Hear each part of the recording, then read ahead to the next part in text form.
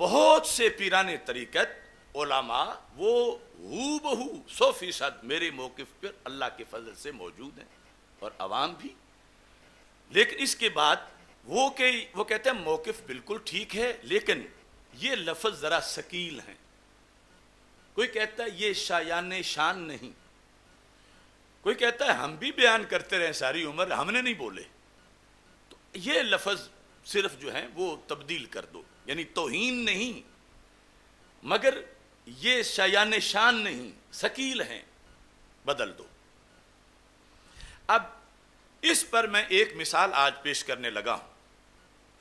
ہمارے بہت بڑے عالم دین ہیں جو بیرون ملک ہوتے ہیں اور انہوں نے ایک تفسیر بھی لکھی ہے, تفسیر برہان القرآن, اور وہ ہیں حضرت صاحبزادہ محمد طیب نقشبندی صاحب. یہ جو لاہور میں جامعہ رسولیہ شیرازیہ ہے, صاحبزادہ رضائے مصطفیٰ نقشبندی صاحب, ان کے وہ بڑے بھائی ہیں. اور ان کے جو ابا جی ہیں وہ بھی مرکزی دارالعلوم جامعہ محمدیہ نوریہ رضویہ بھکی شریف کے پڑھے ہوئے. اللہ ان کی قبر پر رحمتوں کا نزول فرمائے. تو یہ جو صاحبزادہ مفسر ہیں اللہ کے فضل سے, اور ان کا بڑا کام ہے کہ انہوں نے اپنی زندگی کے اس مرحلے میں تفسیر مکمل لکھی جو چھپی ہوئی ملتی ہے, برہان القرآن. تو ان کا میں نے کلپ سنا. آپ پہلے یہ کلپ سماعت کریں کہ وہ کیا کہہ رہے ہیں. باغ فدق کا مطالبہ کرنے کے حوالے سے حضرت جناب سیدہ طیبہ طاہرہ خاتون جنت رضی اللہ تعالی عنہا خطا پر تھی. یہ لفظ نامناسب ہے. یہ ان کی عظمت رفیع کے ساتھ مطابقت نہیں رکھتا. یہ لفظ نہیں کہنا چاہیے. باقی انہوں نے جو موقف بیان کیا ہے باغ فدق کے حوالے سے وہ وہی ہے جو اہل سنت و جماعت کا شروع سے چلا آ رہا ہے, وہ بالکل صحیح ہے, اس کی ہم تائید کرتے ہیں. لیکن یہ لفظ کہنے کی ضرورت ہی نہیں تھی. میں بھی زندگی گزر گئی ہے باغ فدق پر گفتگو کرتے ہوئے, لکھتے ہوئے, اور ٹی وی پر بہت سارے ڈیبیٹس میں حصہ لیتے ہوئے, لیکن کبھی بھی یہ کہنے کی نوبت نہیں آئی کہ جناب سیدہ خطا پر تھیں. تو یہ لفظ پہلی مرتبہ علامہ جلالی صاحب نے بولا ہے اور یہ نامناسب ہے.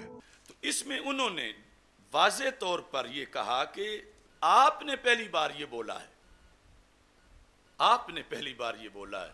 حالانکہ ان حضرت صاحب نے بولا ہی نہیں, لکھا بھی ہے اپنی تفسیر میں. یعنی یہ دیکھو کہ یعنی جو کچھ وہ کہہ رہے ہیں مجھے نصیحت کر رہے ہیں. اب اس پر آپ قیاس کرو اور بہت سے بزرگوں کو, لیکن یہ ہے کہ ان کا لکھا ہوا نہیں, ان کا چھپا ہوا بھی مل گیا ہے. یعنی بہت سے بزرگ جو کہہ رہے ہیں کہ ہم نے بھی زندگی بھر پہرا دیا ہے, ہم نے بھی بیان کیا, ہم نے تو کبھی ایسا نہیں کہا, اور مجھے کوس رہے ہیں. تو بطور مثال میرے پاس بہت سے حوالے ہیں, لیکن بطور مثال اب ایک پیش کر رہا ہوں کہ یہ بزرگ جنہوں نے مجھے نصیحت کی کہ نامناسب ہے, یہ لفظ واپس لو, یہ ان کی شان رفیع کے مطابق نہیں, یہ واپس لو. اور یہ پہلے کبھی کسی نے نہیں بولا, آپ نے پہلی بار بولا, جبکہ انہوں نے 28ویں پارے کی تفسیر میں اپنی تفسیر برہان القرآن میں یہ خود ہی لکھا ہوا ہے. تو جب یہ صورتحال ہو تو انجام گلستان کیا ہوگا؟ ہاں یہ ہے کہ انہوں نے جب لکھا تو اس وقت وہ بھی جواب دے رہے تھے, اس وقت وہ بھی محاذ جنگ پر تھے, اس وقت وہ بھی مسلک کے تحفظ کے لیے کھڑے تھے. آج شاید انہیں بھول گیا جب دیکھا کہ سارے چڑھائی کر رہے ہیں. میں ان کے لحاظ سے بہت نرم رویہ رکھتا ہوں کہ انہوں نے یہاں تک ہی کہا کہ نامناسب لفظ ہیں, لیکن کاش کہ وہ اپنی تفسیر میں پڑھ لیتے کہ یہ نامناسب تو انہوں نے خود بھی لکھے ہوئے ہیں. یعنی توہین والے, گستاخی والے اور کیا کیا, وہ تو سارے بات کے ہیں. تو جب یہ صورتحال ہے, اگر کسی نے بھی یہ جواب دیا ہے لوگ کہتے ہیں کہ تم پہلے ہو جنہوں نے یہ لفظ بولے ہیں.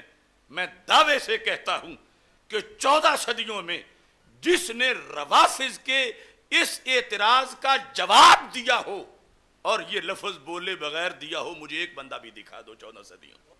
اگر دیا نہیں تو پھر وہ اس محاذ جنگ پہ نہیں، وہ علیحدہ باس میں ہے، تو انہوں نے بولنا نہیں تھا. وہ 2 مقامات پر تو ہم خود کہہ رہے ہیں کہ بولنا جائز ہی نہیں. ہمارے خلاف دلیل پیش کرو 14 صدیوں میں سے کہ جس نے روافض کے اس اعتراض کا جواب دیا ہو جب وہ پورے دین پہ حملہ کر رہے ہیں اور سارا معاذ اللہ جرم جو ہے وہ دوسری طرف سیدنا صدیق اکبر رضی اللہ تعالیٰ عنہ کی طرف منسوب کر رہے ہیں کہ سیدہ پاک رضی اللہ تعالیٰ عنہا تو معصوم تھیں، وہ تو خطا کر ہی نہیں سکتی تھیں، ناجائز کام کا ارتکاب کر ہی نہیں سکتی تھیں، وہ تو اپنا حق مانگ رہی تھیں، وہ تو خطا کر ہی نہیں سکتی تھیں، اور جو کچھ معاذ اللہ دوسری طرف سے ہوا وہ سب حضرت صدیق اکبر رضی اللہ تعالیٰ عنہ پر وہ ڈال رہے ہیں. اب یا تو یہ کہو کہ وہ ڈالتے رہیں معاذ اللہ حضرت صدیق اکبر رضی اللہ تعالیٰ عنہ کو ظالم کہہ کے وہ جو نتیجہ نکالتے ہیں کہ وہ خلافت کے اہل ہی نہیں تھے، یا تو ان کی اس بات کو برقرار رکھ کے پورے دین سے ہاتھ دھو لو، اور یا جواب دو. تو جس نے بھی جواب دیا ہے، اگر وہ سیدنا پیر مہر علی شاہ صاحب رحمت اللہ علیہ کے لفظوں کے بغیر، جس کی میں نے پھر تشریح کی ہے، اگر اس کے بغیر دیا ہے تو پھر یہ کہو کہ پہلی بار تم بول رہے ہو اور پیر صاحب بول رہے ہیں. اور اگر وہ یہی لکھ کے گئے ہیں جس کے پھر ہم حوالہ بھی پیش کریں گے، تو پھر ہم نے کوئی نیا دروازہ نہیں کھولا، ہم نے تو 14 صدیوں کی اصول اہل سنت پہ پہرا دیا ہے اللہ کے فضل سے. اچھا، اب یہ حضرت صاحب جن کی آپ نے نصیحت سنی، ان کی برہان القرآن سے آپ الفاظ سنیں. یہ سورہ حشر کے اندر 28ویں پارے میں صفحہ نمبر 37 پر وہ یہ لکھ رہے ہیں، جلد نمبر 7 ہے، 7ویں جلد برہان القرآن. اب توجہ سے سننا. اس کے بعد میرا خیال ہے اگر کوئی عادل مزاج ہوگا تو پھر کسی ایک لفظ کی بھی ضرورت نہیں. ویسے ہم تو مسلسل سمجھاتے ہی رہیں گے انشاءاللہ. اب دیکھو لکھتے ہیں، وہی جو مجھے کہہ رہے ہیں تم پہلے بندے ہو، وہی جو مجھے کہہ رہے ہیں کہ سیدہ پاک رضی اللہ تعالی عنہا کی طرف خطا اجتہادی کی نسبت کرنا یہ جو ہے کہ وقوع ہوا ہے خطا کا، وقوع صرف امکان نہیں، وقوع، یہ تم پہلے بندے ہو. وہ لکھتے ہیں کہ ایک بار مجھ سے ایک شیعہ ذاکر نے یہاں برطانیہ میں فون پر سوال کیا کہ سیدہ فاطمہ رضی اللہ تعالی عنہا کو دین کا علم نہ تھا، وہ کوئی ناحق مطالبہ کیسے کر سکتی تھی. یعنی یہ جو دوسرا پہلو ہے کہ کچھ لوگ کہتے ہیں یوں بیان کرو، پہلے پتہ نہیں تھا پھر پتہ چلا حدیث کا. تو یہ اس نے سوال کیا کہ یہ کیسے ہو سکتا ہے کہ انہیں پتہ نہ ہو. تو پھر وہ کوئی ناحق مطالبہ کیسے کر سکتی تھیں.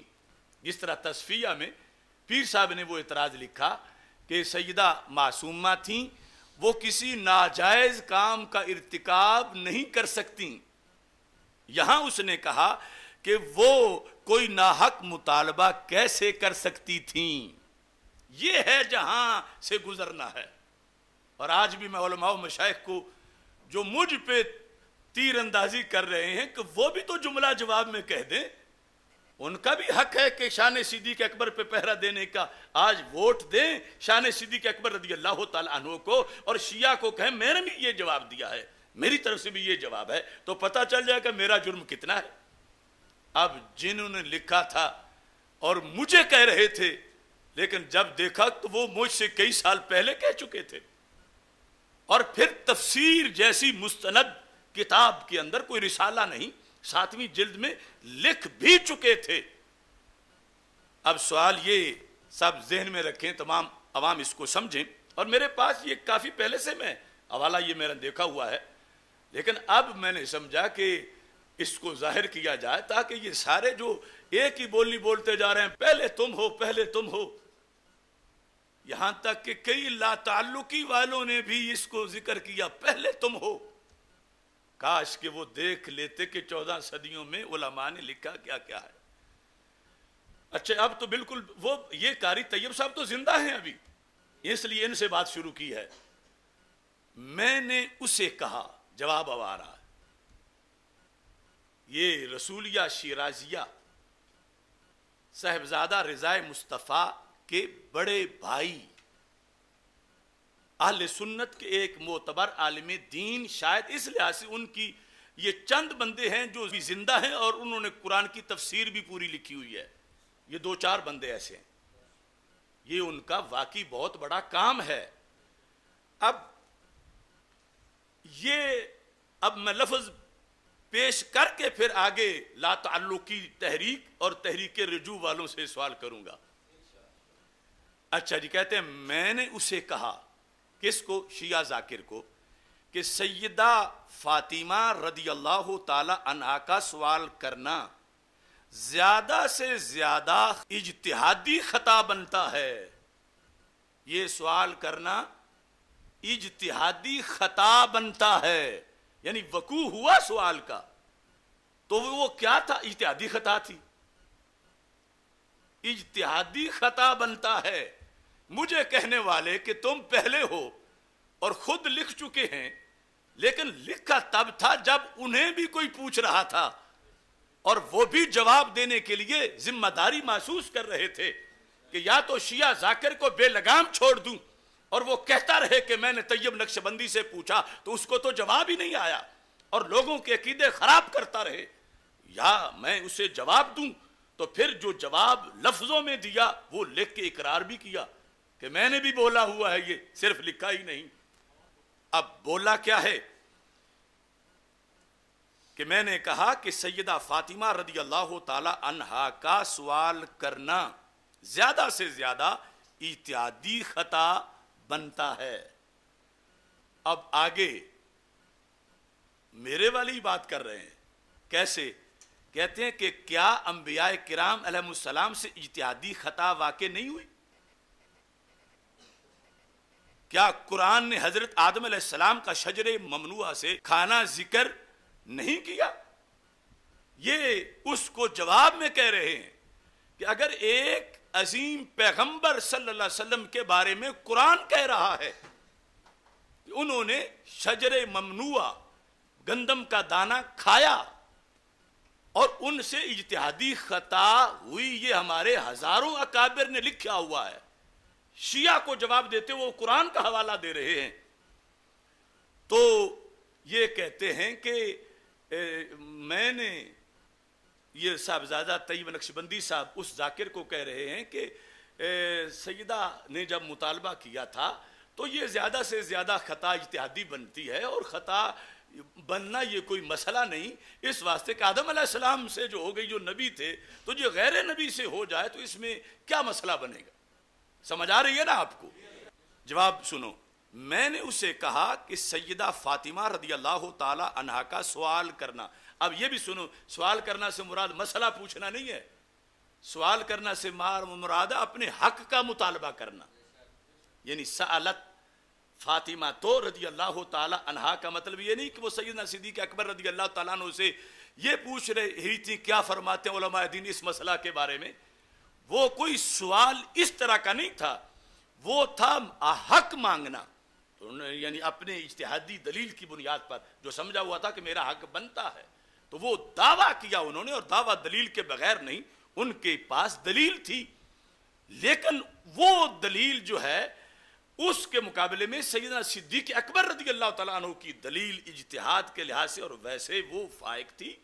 تو اس بنیاد پر یہ کہتے ہیں کہ زیادہ سے زیادہ اجتہادی خطا، سوال کرنا زیادہ سے زیادہ اجتہادی خطا بنتا ہے. اب یہ کلیئر کرنا چاہتے ہیں کہ یہ میں جو کہہ رہا ہوں کہ یہ جرم نہیں ہے، یہ کوئی ایسی بات نہیں جو ان کے شایان شان نہ ہو. مجھے تو کہہ رہے تھے نا کہ یہ شایان شان نہیں، مذہب تمہارا صحیح ہے، موقف صحیح ہے. یہ آخری حد ہے نا مخالفین کی کہ موقف صحیح ہے لیکن لفظ شایان شان نہیں، بدل لو. تو اب یہ ان میں سے وہ ہیں کہ جنہوں نے لکھا ہوا بھی ہے اور باقی کا لکھا ہوا جس کا بھی ہے اگر ملے گا تو یہ بات ملے گی اگر انہوں نے کہیں جواب دیا یا تقریر اگر کی ہے اس کا جواب دیتے ہوئے تو یہ بات انہوں نے بھی کی ہوگی، لیکن حافظے میں نہیں، یا آج پھر یہ ہے کہ یہ قابو نہیں آتا تھا اب آ گیا ہے، اچھی طرح اس پہ چڑھائی کر لو۔ اب دیکھو وہ اعتراض دور کرنے کے لیے کہ کوئی یہ نہ کہے کہ سیدہ پاک رضی اللہ تعالی عنہا کی طرف تم نے یہ کر دیا کہ وہ خطا اجتہادی انہوں نے کی، کہتے ہیں اور کیا انبیاء کرام علیہ السلام سے اجتہادی خطا واقع نہیں ہوئی؟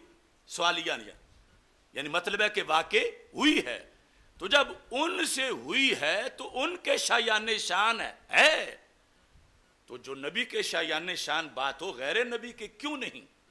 یہ دلیل دے رہے ہیں، اور ساتھ یہ کہہ رہے ہیں کیا قرآن نے حضرت آدم علیہ السلام کا شجر ممنوعہ سے کھانا ذکر نہیں کیا؟ یعنی ذکر کیا ہے۔ تو اس انداز میں بتانے لگے کہ میں نے جو جملہ لکھا ہے کہ زیادہ سے زیادہ اجتہادی خطا ہوئی ہے، میں کوئی ناجائز نہیں لکھ رہا، کوئی کہ سیدہ پاک رضی اللہ تعالی عنہا کے مقام و مرتبہ کی شایان شان یہ بات نہ ہو اور میں لکھوں ہے، اور اس کی یہ دلیلیں ہیں کہ ایک بات اللہ کے عظیم پیغمبر صلی اللہ علیہ وسلم کے شایان شان ہے، تو صحابہ و اہل بیت رضی اللہ تعالیٰ عنہ کا مقام تو ہے ہی نبوت کے نیچے، یقیناً ان کے بھی وہ شایان شان ہوگا۔ پھر آگے چند لائنوں کے بعد پھر وضاحت میں لکھتے ہیں، میں نے کہا جب انبیاء علیہ السلام سے بھی اجتہادی خطا ہو سکتی ہے، اگلا جملہ دیکھو، تو سیدہ خاتون جنت رضی اللہ تعالی عنہا سے کیوں نہیں ہو سکتی؟ اب یہ آپ ان کی اصل تفسیر یعنی یہ دیکھیں، آپ کو سکرین پر یہ سارے الفاظ نظر آ رہے ہیں۔ اب مجھے بتایا جائے، میں سوال کرتا ہوں ان سجادہ نشینوں سے کہ جو بٹھا کے انہی لوگوں کو، اب یہ جو ہیں یہ حضرت آستانہ عالیہ مقدسہ کیلا والا شریف کے مرید ہیں، ان کی تفسیر ہے، تو اب شرک پور شریف سے کیا ان کو بھی گستاخ قرار دیا جائے گا؟ اور میں کہتا ہوں صاحبزادہ رضا مصطفیٰ نقشبندی صاحب سے کہ آپ بھی تحریک رجوع میں ہیں کہ ڈاکٹر صاحب کو کہو ضد نہ کریں، یہ لفظ واپس لے لیں، تو پہلے اپنے بھائی سے تو واپس کروا لے کہ جنہوں نے کئی سال پہلے لکھا ہوا ہے اور بار بار لکھا ہوا ہے، کم از کم اسی صفحے پہ 2 بار تو لکھا ہے اور ساتھ دلیلیں بھی دی ہوئی ہیں، یعنی ایسا نہیں کہ سبقت لسانی ہو گئی۔ میں پھر کہتا ہوں جو میں نے بولا تھا سبقت لسانی کی وجہ سے نہیں، عظمت ایمانی کی وجہ سے بولا تھا۔ آج کئی طرف سے یہ سننے کو مل رہا ہے کہ ضد کر رہا ہے، اڑ گیا ہے، اڑ گیا ہے، اڑ گیا ہے۔ میں کہتا ہوں اڑ نہیں گیا، بزرگوں کا عقیدہ پڑ گیا ہے۔ اس واسطے اب ہوائیں طوفان جو بھی ہو، ہم نے کوئی کہتا ہے بزرگوں کی اولاد کا ساتھ دو، میں کہتا ہوں بڑے محترم ہیں سارے، ادب کرتا ہوں سب کا، مگر پہلے بزرگوں کا اعتقاد ہے پھر بزرگوں کی اولاد ہے۔ اگر بزرگوں کے اعتقاد سے انحراف ہو جائے تو اولاد کے ساتھ رہنے کا فائدہ ہی کوئی نہیں ہوگا۔